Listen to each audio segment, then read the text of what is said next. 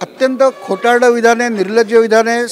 जेव्हा वेळ मिळेल तेव्हा खोटं बोलून सावरकरांची बदनामी करायची ही काँग्रेसची परंपरा आहे। राहुल गांधींनी आत्तापर्यंत अनेकदा बदनामी केली, त्यांच्यावर पुण्यात केस झाली, त्याच्यात कोर्टाने त्यांना प्रोसेस इश्यू केलेला आहे, नाशिकला झाला आहे आणि मुंबईत लवकरच होईल अशी मला आशा आहे। त्याच्यामुळे राहुल गांधी आता सावरकरांवर बोलणं टाळतात, परंतु सावरकरांना बदनाम करण्याची संधी सोडायची नाही असा त्यांचा निर्धार आहे। कारण सावरकरांचं जे चरित्र आहे ते आता लोकांपुढे यायला लागलं आहे। सावरकरांचा कारावास किती कठोर होता हे लोकांना कळायला लागलं आहे आणि गांधी नेहरूंचा राजमहालातला कारावास आणि सावरकरांचा अंदमानमध्ये कोलू ओढणारा कारावास हे लोकांपुढे आता यायला लागलं आहे।